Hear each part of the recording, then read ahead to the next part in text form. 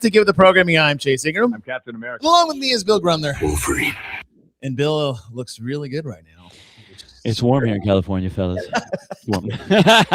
Bill's just here sending out the vibes on the old show. I'm trying to get some vibes out there. It's good done working out, man. It's good done working out. Laura, let's see. Just spent all my money on games tickets. Yes, that's yes, right. you did, girl. That's what I'm talking about. Affiliate owners, check your emails if you guys haven't seen or know, but it is your exclusive window to get your CrossFit Games tickets right now. So if you guys want to be in San Jose, California, which you should, for the 20th anniversary of the CrossFit Games, you can go and buy your tickets while they're wide open. So if you're an affiliate owner out there, check your email, get your special code, and just pack SAP Center to the gills with you and your members. So make sure you guys go ahead and do that because it is time. It's time. Bill, I am not. You made it back, dude. What's that? I'm surprised you made it back. My travel? Yeah, I was talking to Mike Richards, who's still in Miami right now. He's like, dude, I can't. He's like, I haven't gotten home yet. I'm like, dang. So dang. I went out. Let's see. I just got back from Wodapalooza, and Lido. Hey, by the way, Lido. Were you on the CrossFit podcast last week or this week? She was a guest on the CrossFit podcast. What? Yeah. Wow. Like, we got Lido coming on the show. I'm like, what? So, okay. Like, can you make it? I'm like, do you pay attention to anything that I do in this company? By the way, the short answer to that question is no. Right. Well, some people do, which I appreciate. Yeah, she was. Okay. Oh, that's dang. Cool. What's up, Trish? What's up, everybody? What's up, you guys? So I was in Miami last week. So I went out Tuesday night. So Tuesday night. Okay, travel discussion. While some of our colleagues and friends are still in Miami, yes, and the event was over on Sunday. Well, probably even sooner than that. The event was technically over on Saturday. Right. Nothing actually happened on Sunday. Which we'll talk about. But so I went out Tuesday night. Well, Tuesday night my flight was at 9:00 at night, just so I could be home. And then I was supposed to get in at I think 1 a.m. in Miami. So 1 a.m. Wednesday, and then we had rehearsals. I had to be up by like 6:30 the next morning. So hey, you were doing I was doing your flight pattern routine. I appreciate you that. I appreciate you doing that. And so I get on the plane, we're pulling out, we're in the queue, and then thunderstorm. It's like, all right, we got to shut it down. So we sat on this plane waiting for the storm to go by for another hour.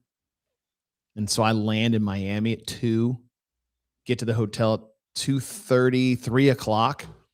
Meanwhile, I get to the desk, can't find my wallet. Oh, no idea where it is.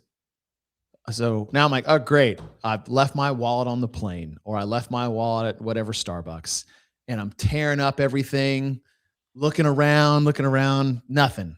And then like last ditch effort, I have like a zipper in the back to put my laptop. I'm like, maybe it's in there. Why it would be in there? Just stuff my hand down there, wallet. I was like, whoo. So then I didn't get to sleep till 4 a.m. because I've already filled out like a lost item request. My anxiety level is through the roof. I was like, I don't need this right now, guys. Like, oh my gosh. I was like, how am I going to get back? And so anyways, I get 2 hours of sleep there. On the way back, mind you, my wife is a full-time working mom. Now she has to take care of 2 kids by herself whilst being an attorney. She has a big girl job. And it's not a stressful job at all. She's not on call 24/7, and 2 deals just dropped in her lap, and she's going to bed at like 2:00 in the morning and then waking up with some crazy kids who happen to be on spring break on Friday when I left.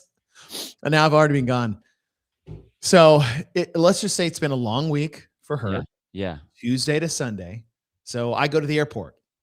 The event gets called on Saturday. It's like Sunday. I was like, you know what? Maybe I can get some good grace. I was supposed to get a 10 p.m. flight on Sunday, which would get me home at 1 a.m, which at least I'm home and I'll be there, and then she can rest, and I'll wake up the kids because they're all on spring break right now. Right now, they're in our game room just cleaning up the mess that it looked like a nuclear bomb went off in there. Get to the airport at like 5. There's a 6:47 flight. There's seats available. So I go to the front desk. I'm like, hey, can I hop on this plane? Whatever the changeover is, like, I'll pay it. Cause then I'm getting home at like 10. Yeah. So I'm getting like some good dad brownie points. Like, actually, no, the flight just got canceled. I'm like, oh, that's weird. So now I'm in the airport at 5. I've been there for 2 hours. I'm doing busy work, whatever, And then I get a text alert that my flight at 10 o'clock at night has just been canceled. Just straight canceled. I'm like, what? So I walk to the counter, and the counter's directing people to the special customer service people. Service counter. I know those people well. I know. Yeah, them. Bill knows. By the way, I'm like, oh, this is normal, dude. You're fine. We were making a joke on the way to the airport in the van because I think I can't remember if Sean was in the van or someone was in the van, but they were joking about Tommy Marquez's travel woes. Yeah, because he has them. I don't know if they're worse than yours, but they're on par. If you guys don't know Bill, like Bill just has, like, if you're on a plane, here's the thing. If you're on a plane with Bill, just get ready for a fun flight. To have your flight delayed, possibly canceled. You're going to have to stop and smell the roses. Yeah. Like you're just going to have to enjoy life. Just cool it, bring it on down. That being said, if you get on a plane and you see Bill Grundler and Tommy Marquez on it, get off that plane because that plane will probably crash. If you just jinx all my plans from now on, dude, I'm gonna be bummed. I will come back and haunt your ass forever. You're fine. Tommy's fine. If you are on a plane together, one of you has to leave. Yeah, okay. Or the plane just won't go. That's all. It just won't leave. Yeah, but we've all seen Final Destination. It'll be like what is it? What's that show? Manifest? It's just a plane that disappears. Yeah, just gone. All right, so now there's a line of maybe 1,000 people. I thought I would be ahead of the game because I was at the airport 5 hours before my flight, so surely I could be first in line. So now I'm panicking because my wife was at the breaking point. I was like, I have to get home because if this flight, if I can't get a flight there before my children wake up at potentially 8 o'clock in the morning, I might as well just not come home. Shit. So I'm looking at this line, like, there's no chance. I'm hearing people all around me on the customer service line and all saying, I've been a loyal customer. I'm like, bro, shut the fuck up. Like, just whatever. And so now I'm on my app and I just see, like, the earliest I can get in, I saw was maybe like at 10 a.m. And she has to go to work on Monday. Yeah. And I was like, oh, I don't know if that's going to work. And then all of a sudden I'm looking at it and it was gone. It's like, uh-oh. The next one was, there's like 3 1 p.m.ers. I was like, oh man, that seems kind of like gone. It's like, oh shit, 5 p.m. gone. The last flight available to change over on American was getting in at like 8 p.m. On Monday. Damn. And like, this can't be happening. So then I we have like a travel agency app for CrossFit that you can book on personal or business. If you book in a bit, it's just helpful. It helps. So I was like, one-way tickets from any airline from MIA to Dallas. And like, here's one that doesn't get there to like tomorrow. And these like $800, $1,200, $3,000 one-way tickets. Damn. I was like, this isn't helpful. And then I had a friend of mine, thank God for her. Tiff, thank you. Thank God for you in this suggestion. She's like, what about Fort Lauderdale? I'm like, what? Let's give it a shot. Let's put in Fort Lauderdale to Dallas because Fort Lauderdale's airport is about 45 minutes from Miami. Oh, yeah. Good call. Wow. I look it up. I always forget about that. And there's one flight leaving tonight at 9:15 that would get me home by like 10:30, which was even better than the original one. Wow. So I grab it. Unfortunately, it's on Spirit Airlines. Oh. But I was like, I don't care if it's a Greyhound bus. If it gets me there before my kids wake up. So I book it, get an Uber, find the Uber. We're driving to Fort Lauderdale, and I cannot check in for my flight. It will not let me on the app. Crash. And then it had like lines to the times, but at the same times, I'm like, did I just book a flight that doesn't exist anymore? Like, get there and like, no, it's still here. You are on the flight. It's just delayed 2 hours. I'm like, whatever. Like, I don't care. Right. Now I'm going to get in at 2:00 in the morning. Whatever. I don't care. We're like, now I'm like in the airport. Planes getting canceled.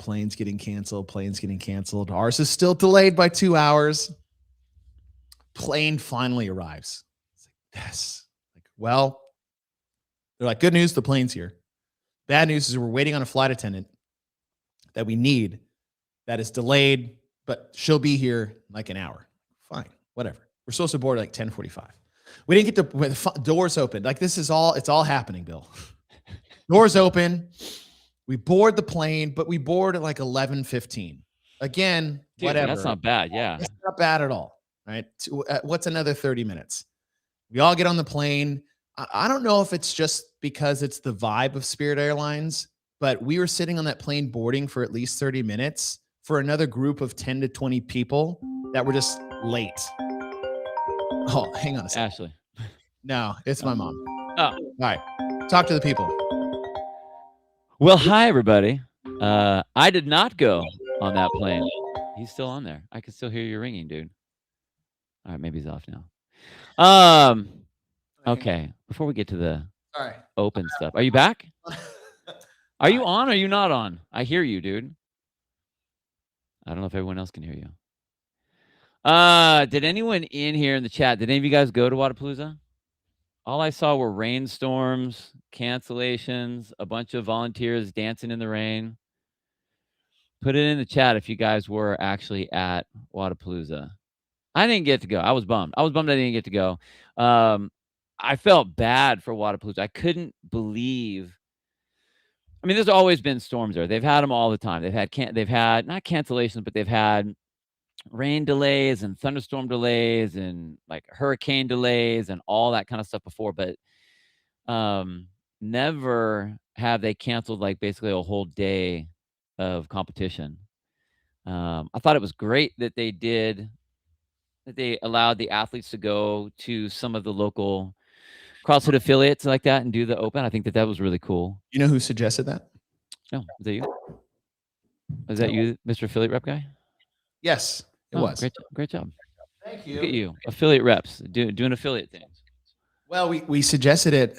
Well, I'll get to it. Hold on. Fuck it. I just saw my phone. I don't care. All right. Sorry. That was my mom. It's like, I should probably take this call. That was probably a good call. That was a good yeah. call. All right. Where were we? Oh, are we on the plane now? Yeah, we're on the plane. We're waiting. So Spirit Airlines has its own, I'm just going to speak in what's the phrase? Stereotypes. So Spirit Airlines has a stereotype of an airline. They're like, it's terrible. It's cheap. It is all of those things. Spirit Airlines is horrible. But apparently this group of individuals thought that they could just show up whenever they wanted and the plane wasn't going to go anywhere. Technically, they were right. So I was like, all right, all of these people, it's like, I already don't like you guys because now you're 20 minutes late and just coming in like you own the place. Then there's just an odd level of silence and unmoving on the plane. Doors haven't closed yet. So it's the pilot comes on. He's like, hey, I know everybody wants to get out of here. And I was like, don't you dare cancel this flight. He goes, we don't have any fuel. What?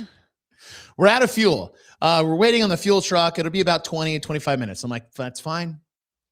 Look, as long as we can get fuel and I can get home before, because my kids are not allowed to come out of the room until 8 a.m.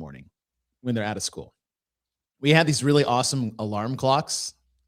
Is that they have a red ring around them until 8, and then it turns green, and then they can leave the room. That's a talk for another day. I think, yeah. That's great. The world's different these days. Anyway, so I know I have a shot clock, right? 30 minutes later, he's like, we can't get to no contact with the fuel truck. We just know it's out there, and be another 10, 15 minutes. Like, all right, 10, 15 minutes. 45 minutes go by, nothing. An hour goes by, nothing. An hour and a half goes by, and he's like, what? We're told there's one fuel truck for the terminal. I don't know why there's one fuel truck. It is spring break, but meanwhile, this is the only terminal with Spirit Airlines in it. So now it's an hour and a half. Now, to his credit, he goes, trust me, there's no one who wants to get to Dallas more than me. I was like, all right, we're all on the same page. 2 hours go by. Oh my gosh. He's like, we still haven't had any contact with the fuel truck, and we've also been told that there's a piece, a latch on the bottom of the plane that's going to need tape. What? It shouldn't bother the plane, but apparently for like duct tape purposes, we need to get that taped. But after the fuel. It's like, so we're going to duct tape this fucking plane? Fine. I don't care. Oh my gosh, dude. 2.5 hours go by. The flight to Dallas is like $250. And now I'm wondering, why did you even put us on this plane? Like, why did you board this plane knowing we had no fuel on the plane? Finally, it came. Now we take off. Whatever. I landed like 4 o'clock in the morning. Oh, wow, dude. You cut into that extra time. I landed at 4 o'clock in the morning. I got home at like 5. Laid in bed. Kids got up. I got out of bed. Yeah. That one you just do. Somehow, some way, I was like the only one that got out because I was at the airport early. I had a friend that suggested Fort Lauderdale. I got the last ticket out of town. And so as bad as it was, is as lucky as I was going to get because Mike's still in there. Yeah. A buddy of mine who's a Southeast rep, Gordon Lake. Yeah. He was on the same trip-ish timing as me, but he was going to, I think he lives in the Carolinas or something. And just got home at midnight, like last night. Wild. Yeah, bro. So wild. That was my travel. I had a case of the Grundlers. Yeah, you did. As shitty as those stories are like that. Yeah. I just think this is going to sound bad because it's going to make it sound like I want trips to go like this, but it makes it exciting.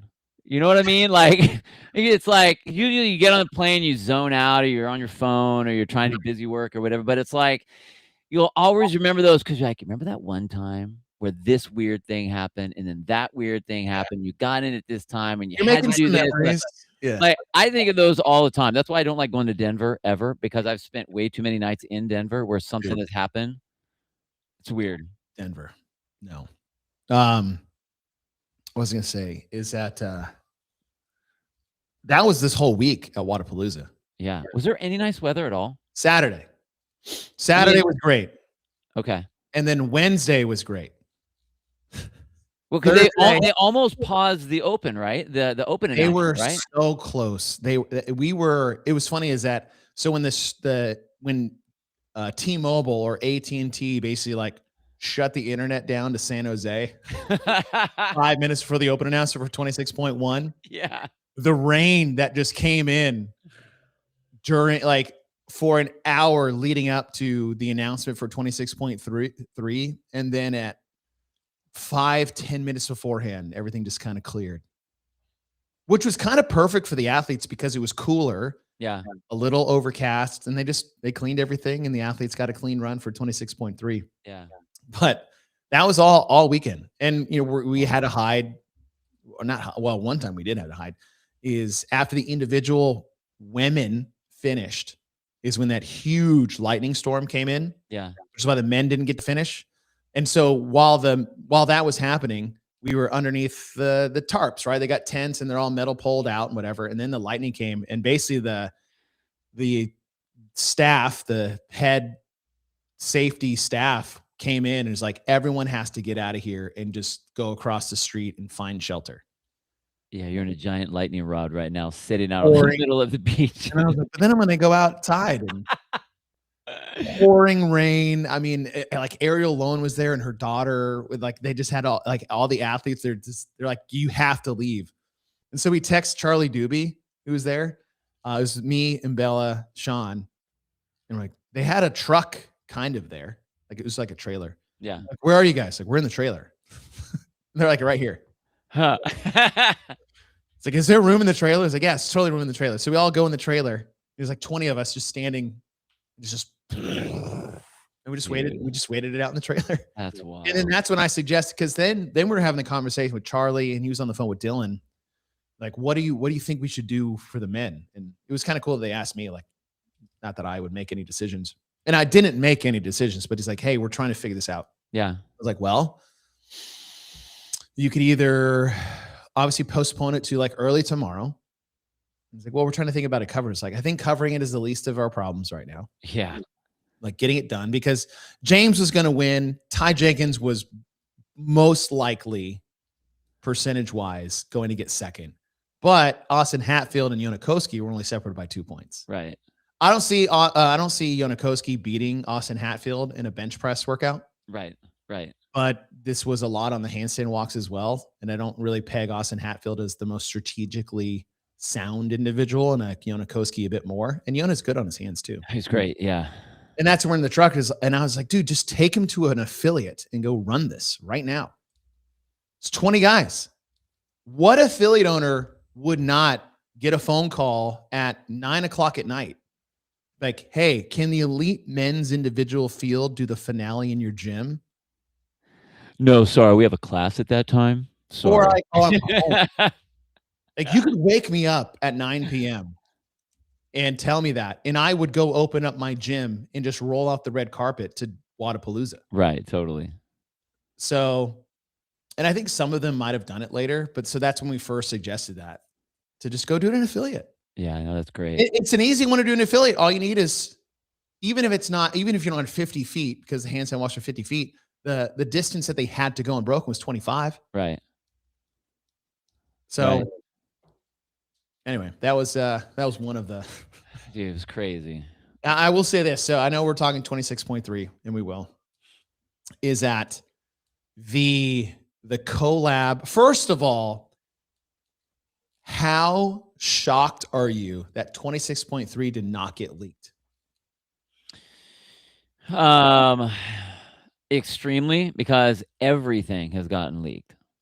It doesn't Right, matter not what this event year. we're even talking about anymore. You know what I mean? It's like, Yeah. I just feel like there's always, It's there been like that always the last is. 2 or 3 years. And Yeah, when it's happening in the open, that's where it starts to really like make me upset. Right. Because that's supposed to be our thing of like, hey, you've been a part of this Right. just as much as I have. Is that Yeah. when you get told something, you don't even tell people that you got told the thing. No. If somebody asks you. No. Like that's where it is. Like this is, I don't want to say sacred, but like this is the deal. Like we Right. don't talk about it. We don't mention it. We don't even tell people we know it. And when I hear people like even do that part, I'm like, dude, what for what point and purpose other than to make yourself They feel need to know that, like, you never tell me, and I have never told you ever. Ever. Like how much closer can we get, and we don't Right. say what it is? Yes. Okay. And so, and we made this call when it first got announced after SoCal. Like, listen, guys, just accept the fact that 26.3 will get leaked.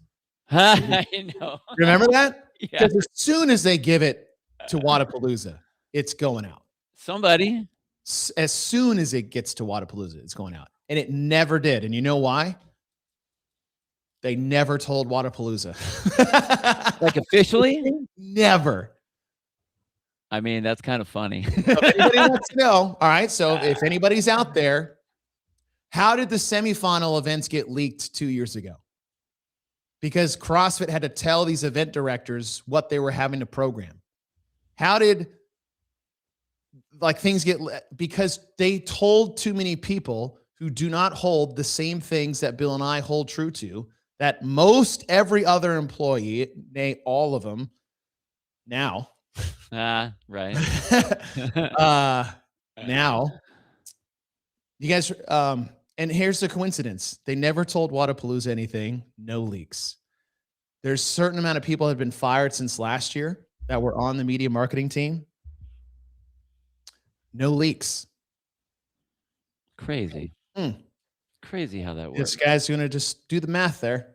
Crazy how that works. Somehow, the people that everybody were telling you, just watch a Hiller video, that were the problem at CrossFit and media and marketing and HQ and C-suite, were there last year when everything was getting leaked. And somehow, when they're gone, nothing got leaked. I don't know. It's weird. But I loved it. I love that it didn't get leaked and it was a surprise to everybody. Yeah. Yeah. Did you like it? I did like it. What did you In a like about it? vacuum. What did you like about it? What did you like In a about it? vacuum. It was awful. All right, Say for I'll do the silo thing. Okay. Silo thing. Let's just look at this workout. Say this was 26 say it's 26.3. I don't care what happened before. Right. For an open workout, like that was a really tough classic open workout. You put on the thumbnail, and I'm sure it was clickbaity, but the hardest ever? I don't think so. I don't think so either. Not even close. No, because you just got stopped in your tracks. I think the hardest, well, here's the thing, is like hardest, most painful? No, not even close. That was definitely the row one for me. Yep, row thruster. But the row one wasn't the hardest one I ever did, because hard and intense, hard and painful are two different things. Two totally different things. Two totally different things. The hardest would be the one, like a stop gate one, and I couldn't do the lift. Right? It's like, oh, that was the hardest one because it was too hard for me to do. Right. Or like a technical piece or whatever. Mhm. What's hard is like siloed, fine. You can take any siloed workout and say like, okay, well, that's a fine workout in the barrage of other workouts. I would have liked that one better Mhm. if it was 26.1 and knowing that there might be some other things Okay, so coming down the pipe. that's what I was going to say, is that I would have liked 26.3 to be 26.1. What a hell of a way to kick things off. You want to get some like just classic burpees, thrusters, and some power cleans to start things off. Yeah. Yeah. But the only thing, we can talk about this when we analyze the programming for the open, but Oh, I cannot wait for that show. I bet. I have knives for that show. Knives. I enjoyed, if I had to put in order, and this isn't necessarily of like my ability to do things because I was just limited to my physical whatevers, is that in terms of just liking in order, I would say 26.2, 26.3, 26.1 as my. As far as like which ones you liked to which one you didn't like? Yes. 26.1 is my least favorite.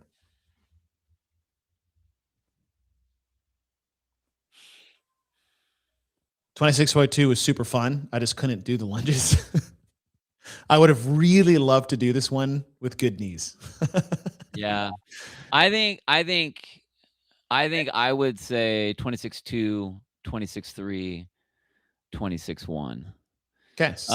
Just because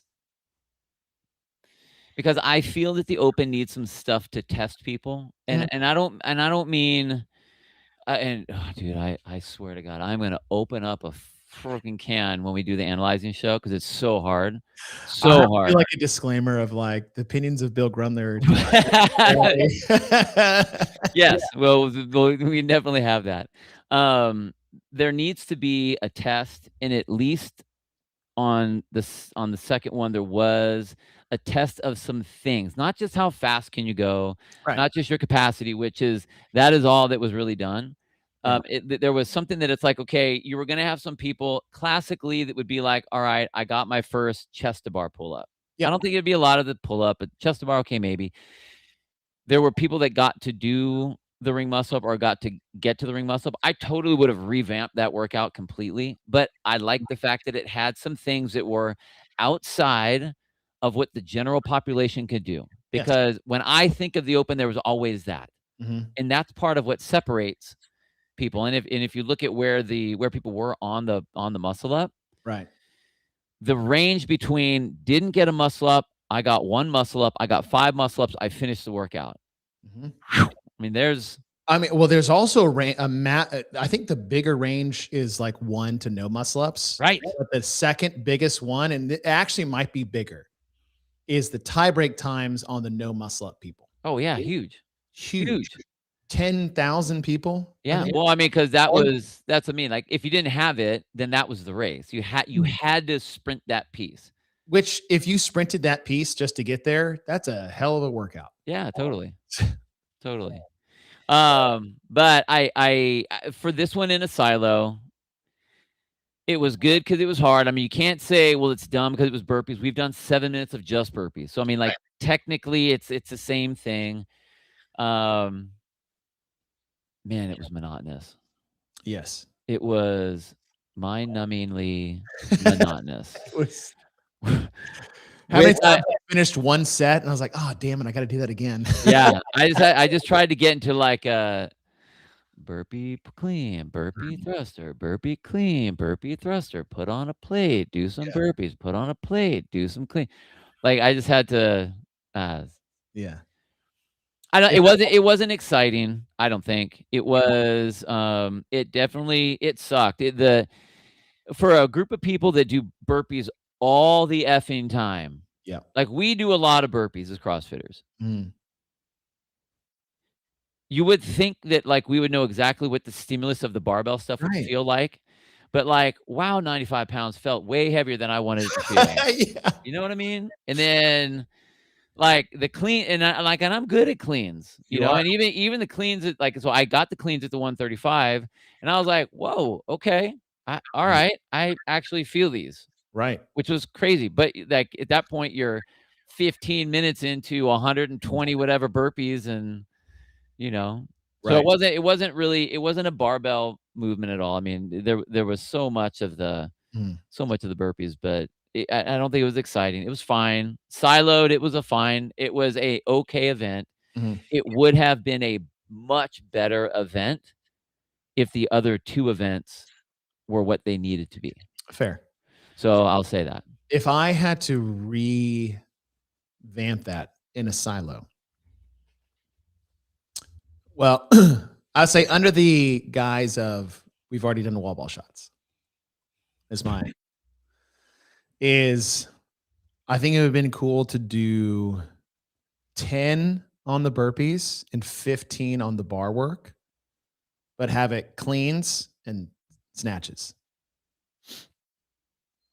So by the time, okay. right? So 10 burpees, 15 power cleans, 10 burpees, 15 power snatches.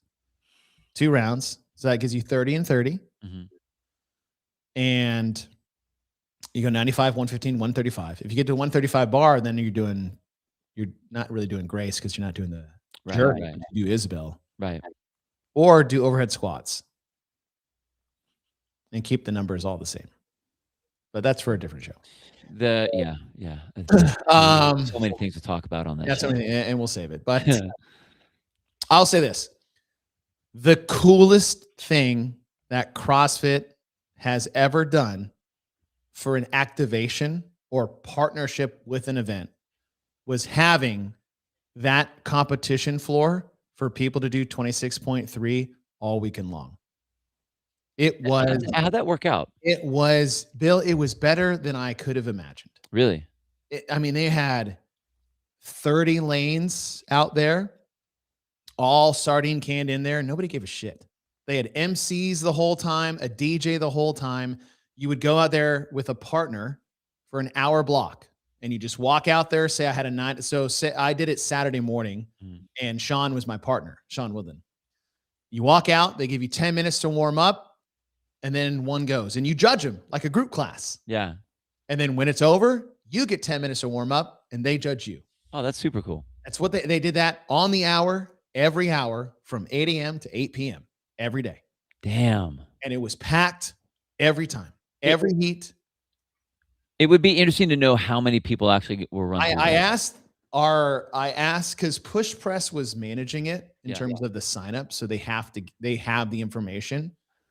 I want to ask our team I would love to know how many people we put through the open that day. Yeah. Or the course of the weekend, and how many we would have if it was open the whole time. Yeah. But the coolest thing CrossFit's ever done in terms of a community thing. Right. I would agree with that. I think that's awesome. Because people were, and then it wasn't just people doing it. Everyone was around them. It just felt like a group class at an affiliate. And then this sucked because they only got to do one heat of this, but when the teams did it, they did it on that floor. That's cool. So everyone on the team came out, but they did it one person at a time. So they had, how many people did they have out there at one time? 40. So yeah, they had 40 lanes. So 40 athletes went out there and they basically ran teammate number 1 all through. And then they're going to do it on the half hour and bring out teammate number 2 and then teammate number 3. That's how they're going to run it. That's crazy. They did heat 1 and Justin Medeiros is out there. Alex Kazan's out there. All these other elite team athletes are out there. And it was like freaking Fight Club, man. People were just packed in trying to get over this little tarp barrier at your knee. And it was chaos. It was so close and nobody cared. That was the best part. It was awesome. It's wild because, we were so nervous about how that connection was going to be. Mm-hmm. But it's something, since there's been this disconnect between CrossFit, the community, and CrossFit, the events, or HQ, or the games, or Wodapalooza. I mean, Wodapalooza and these other big events, NCC, they'll have their community competition, but it's very siloed. You only are doing that. Remember what's the thing they do at Wodapalooza? They do the gauntlet. Yeah. So it's that's the community thing. You can sign up. You can do the gauntlet. Right. But now you're connected to something that is bigger than the event. You're connected to the entire thing. That you saw the elites do it. Everyone that signed up to do it does it around the world. Yes. You get to do it there. You get to see the elites do it. You get to that connection. It's crazy because it doesn't seem like it should be that big of a deal, but it is a big deal because community to us is an important thing. Right. And it's not just every gym has a community. Every group has a community, but ours is you don't want to have to say that it's community. Right. To say that it's community. That's how we've always been. It is like Fight Club. You don't talk about Fight Club. Mm-hmm. You just know you're in it. Yeah. And that's how you know that you're in it. Doing something like that's the connection that we need. Yeah. And I would love to see more of that. We've tried to do it on so many different things. I have an idea. Coming off, I've had this idea for about 3 years, and I brought it to Don Fall 3 years ago, and it didn't go anywhere. Yeah. But after watching this, I have 2, which I won't waste too much time on the show, but I'll just say it now, is that, and here's the reason why that took off so well versus, say, something like the Gauntlet, which is super cool. What was it connected to? Officially. CrossFit. Yeah. Period. CrossFit. Period. Anyone could have done the open. They could have done the open at the gym across the street. Right. Really, across the street. There's 7 of them in the area. They could have done it there in their own time, in their own setting, with their own plates and their own music. Nobody gave a shit. Yeah, it was hot as hell. Sandy, sometimes rainy. You could only put your plates on one side. You couldn't put them on the other side. Whatever. Shorty bars, which didn't affect anything. It's not like we're lifting heavy, so that didn't matter. Right. Nobody cared. Obviously, someone's going to complain about something because people suck. It was awesome. It was awesome. I was in this little corner with lane 1 with Sean Wooden, and then CrossFit just posted a clip actually recently, an hour ago. And right before I started, Sean just went into broadcast mode. He just started introducing. Lane number 1, Chase Ingram coming out of Dallas, Texas. Like, dude, you're getting way too fired up right now. It was awesome. It was so cool. And then James Sprague, who wasn't even there, his dad was in the heat with us. Pat, Oh, that's cool. his dad was in the heat with us. And so Pat finished because Sean went first. So him and Sean went. And then Pat comes over to cheer me on. James comes over to cheer me on. And then just the MCs, obviously, there was no environment in the world that I could have done that in a better place when I had zero desire to do the workout that Yeah, totally. and just like physically, I had like my back was messed up that morning. I couldn't even do a burpee. I tried one in my hotel room. I just went down. You know when you go down, so you roll over and then like sit up and grab the bed. That was 7 o'clock in the morning. I had a 9 a.m. heat for 26.3. I went down and could not get up. I haven't done a squat since I tried to redo 26.2, and my knees and my groin were all messed up. Couldn't do it. But somehow, when those juices start going and you get into the warm-up 10 at 10 a.m., things just start to happen. Gosh, why are you guys all calling me? That's an interesting ring, dude. That's slack. Please stop. How do I stop this? Just leave me alone. Thank you. What is the point of putting on Do Not Disturb if everyone can disturb me? Anyway. Well, I had Pat Sprague in my ear, like every burpee, as if I had 10 seconds left in the event. I have never had a conversation with this man in my life. That is awesome. It was awesome. And he's a good dude. He's a good dude. He's a good dude. Yeah. And like, I'm not going to get into my personal life right now. Right. I think most of you guys know what's going on. I'm good. Right. But when I showed up, I had told Sean, Rothy, Barney, and Charlie, because those are my producers and directors, and I'm working with Sean. Yeah. Just what was going on, because it was 4 days prior to Right. I was like, hey, listen, I just want to tell you guys, because I've known these guys for 14 years now. Yeah. Right? So these guys are confidants, friends, people I've confided in over the years. I was like, hey, here's what's going on. So in case I'm somewhere where I'm not supposed to be, if I'm 5 minutes late to a production meeting because I'm off for whatever reason, I just need you guys to give me a little grace. I'm going to be great. I'm going to do my job. Like none of you guys knew. Yeah. No one could tell. And no one could tell here because I didn't want to show up and just make Wodapalooza about me. I want to be able to do my job, have fun. That said, and I just want to give Pat Sprague a huge shout out here, is we finished, I'm dead. Like just, I'm smoked.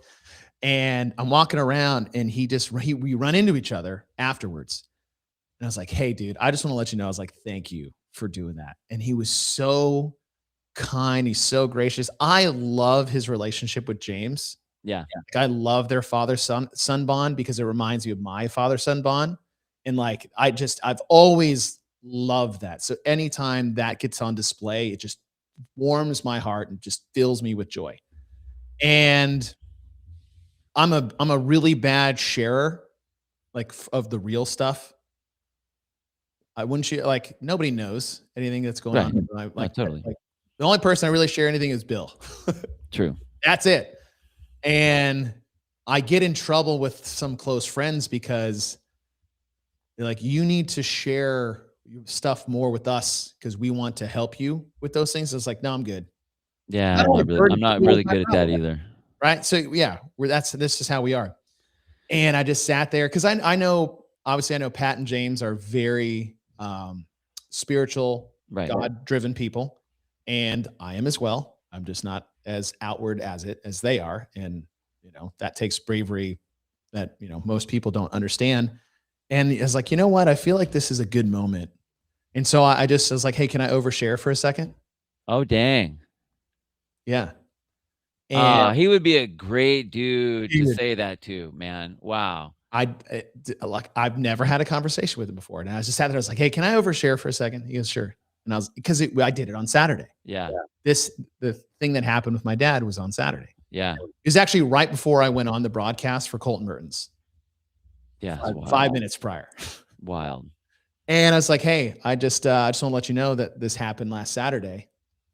and you being here, and I just like, I love the relationship with you and your son. And like, I just told him, he grabbed me so fast. Bill, I almost fell over. He had all of his stuff, knee sleeves, right? He had it all. And the second I told him, I was like, hey, dude, I lost my dad last weekend. He grabbed me so fast and so hard, and he started crying. Oh man. And it might have been, aside from not seeing your girlfriend or your wife for like 2 weeks and hugging at the airport, I think it was the longest hug standing I think I've ever had in my life. Dang, dude. Didn't say a thing. He was crying. I was crying. I just felt like I was like, I asked permission to overshare. Because I mean, you're so funny. You're so funny. Do you mind? Excuse me. Do you mind if I overshare right now? Excuse me. And so that's funny. So I told him, and Pat Sprague sat there and held me.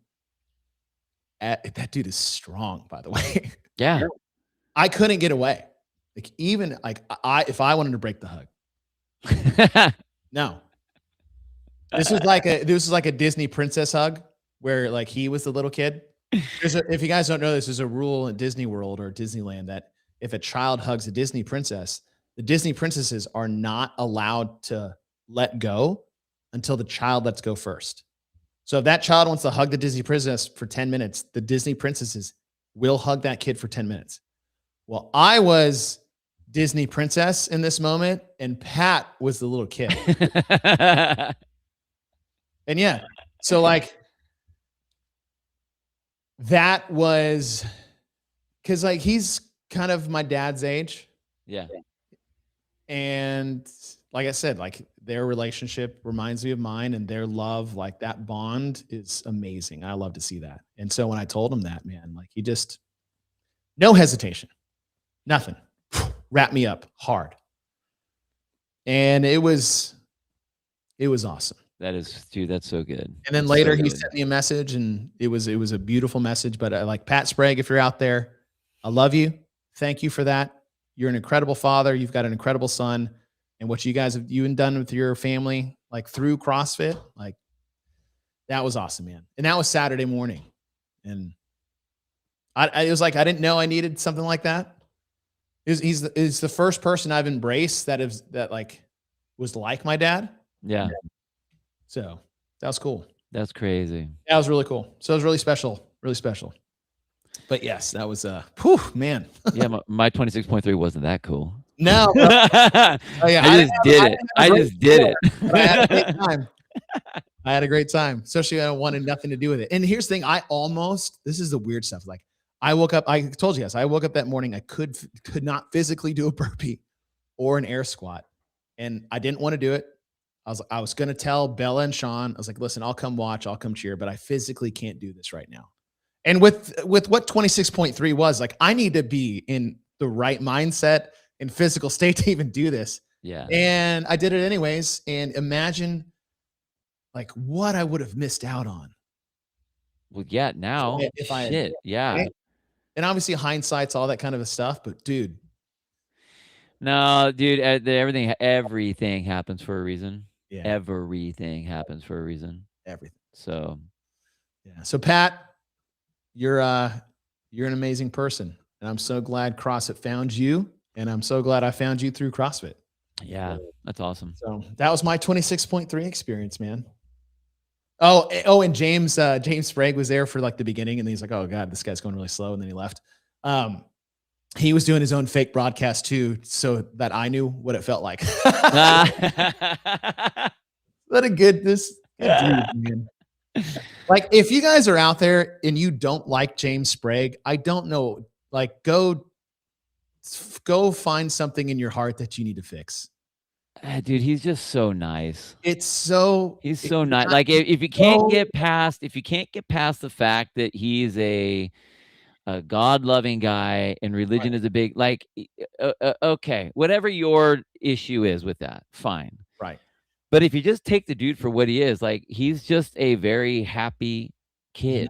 And it's 100% genuine James Sprague. That is who he is to his core. Yeah. It's not for the cameras. It's not for the people around him. That is who he is.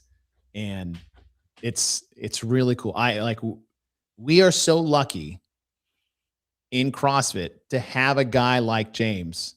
And there's so many other guys too. Like all those guys they're great. Like this crop of new athletes, like those guys are awesome. Yeah. Right. But shout out to James and Pat. You guys Very cool. That's very cool. So yeah, I couldn't have asked for anything more for 26-23. Had I done that on my own, an affiliate, I probably would have quit at about 12 minutes in earlier. Honestly, as soon as I was done at the 95 and I picked up the 115 bar, now I'm out. Yeah, it was pretty. It was one of those things that you had to be. I mean, we had it at our at our gym and everything, and I was watching people, and it was so interesting to watch round 1 versus round 4 versus round whatever 5 or 6, whatever they get into, and like looking at the clock and thinking like they're going down super slow, and you could see you gotta be fucking kidding me right now. Another one, like you could just watch that. So it was really interesting to watch people's headspaces on that, which is crazy. Yeah, it was crazy. I mean, it was a good one for people to finish up on. I think a lot of people were. Yeah, we'll break this down. Yeah, I think a lot of people were glad to be done with the Open. Did you after the 3? What? Did you like that it wasn't a repeat, regardless of what it was? Yes, I think that's the best thing that they did the whole Open. Okay. There you have Bill's bar, everyone, for the next show. The best thing about the Open is like they didn't do a repeat, and that's all.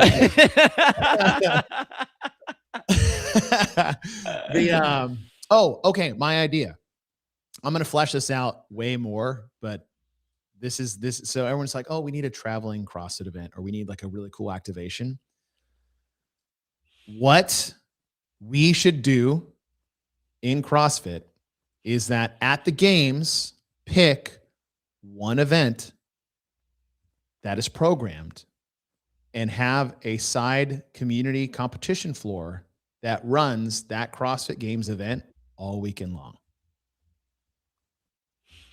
Yeah, totally. That's all you got to do. So and it's not you judge, I judge. It is games. It is seminar staff, 20 lanes, the same rig, the same pieces of all the things that maybe you will never be able to touch in your life. A real competition floor.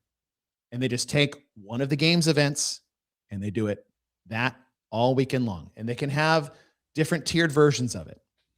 Come one, come all. You're going to tell me that if you were at the CrossFit Games and you're like, hey, guess what? Event 7, Crazy Train, all weekend long. Sign up for Heat. It's like, I get to do a CrossFit Games event and I get to see, like, if you're going to sign up for 26.3 and open workout because everybody in the world's doing it, you're telling me you're not going to be on site and do the CrossFit Games event to see what you would have done on a competition floor? Right.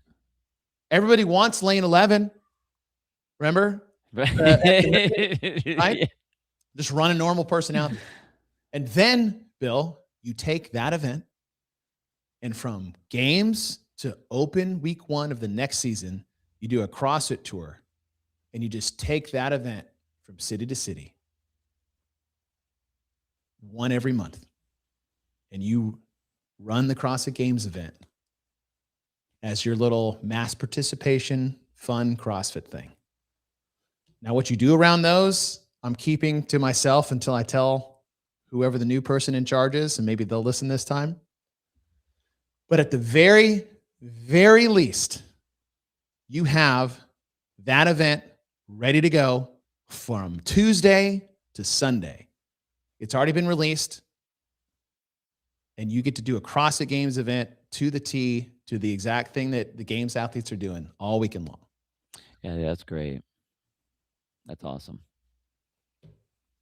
That they would probably pick a stupid 5K run. I saw someone put that in the chat. Oh yeah, it would have to be something cool. But yeah, I think that would be awesome. I think that would be awesome. That's it. And you know what? You know what the one would have been this year? Or I say, which one would you pick for the 2025 games? It has to be somewhat reasonable. Which one was the most fun, worst one to do that would take the least amount of time? The most fun, least amount of. The most I don't fun know. You pick it. running Isabel. Oh yeah, Because then yeah. you can change the weights. And you're telling me people are not going to want to sign up to do that all weekend long? You guys are losing your mind if you don't think people would. I would have done it. Like, gosh, that looked terrible. Let's do it. But yeah, no, but that's who we are. That's who we are. That's who we are. So why run away from it? Running Isabel. There you go. You nailed it. That's a good one. That's a good one. You have a community running Isabel stage with the same specifications, with the same stuff, the same distance, and you have seminar staff judges in their gear. You got an MC on the floor and a DJ, and he's calling the heats. Your name could be out there. And if you can't do 155 and 105, guess what? You can do 135 and 95. You could do 90. You could do an empty barbell if you wanted to. We don't give a shit. Just tell us what you want to do. You sign up for the heat, free. Free. If you have a games ticket, you can do this for free. That's cool. And you know what you put around there? All the vendors. Yeah, you put that right in the middle. You put it right in the middle. And that's what Wodapalooza did amazingly, is they had the vendors on all the outside, and that stage was right in the middle. God, they're so good at that stuff, dude. They're so good at that stuff. No, hammer down. No. No. Yeah, dude, that would be fun. I don't disagree. But the one thing that everybody, it's easy. Like we don't need to scale muscle ups or pull ups, just a barbell, snatches and running. Yeah, like what if you beat? How you're like me and Bill will show up and try to beat someone in the men's field. Oh, hell yes. And we probably, I don't want to say we probably could, but we might. How cool would it be to walk away as like, bro, I would have got 13th at the CrossFit Games in this event. And yes, CrossFit, you're already stealing my thunder. There's a live leaderboard of everybody's score, because when you sign up, you get digitally entered on this leaderboard, and they're all legit because you had judges the whole time. Yeah. And at the end of the day, right, the fastest person, or maybe call it the top 10, like, give them something. And if you're an affiliate owner, like something else, like say everybody gets a level 1. Everybody gets a $1,500 voucher to a CrossFit certificate course. That'd be great. And a special games Velitis package, right? You get geared out in games, and you get a white leader jerseys if you win. Custom, right there, just print that shit. Yeah, whatever. Event 7 leader. Yeah. That'd be fun. Yeah, and then you take that energy, and you make a traveling CrossFit roadshow to major cities in the U.S., around the world. In every stop, you host a level 1, a level 2. At every position, you have content the whole time. And then the last stop, 27.1. And it keeps people in all year.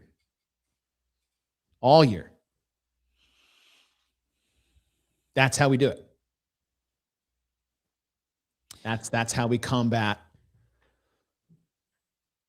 the high rocks craze. Not combat, just we do our. Yeah, that would fall right into the vein of that easily. It's what we're all asking for. How do we do it? So that's how you do it. Yeah. The games experience, CrossFit Road Tour, whatever the event is. Pick the coolest event. And really, if like you want to do a crazy high rocks thing, is like imagine doing the Capitol in an arena, in whatever form you want to do it. You're gonna tell me thousands of people are gonna sign up for that? Right.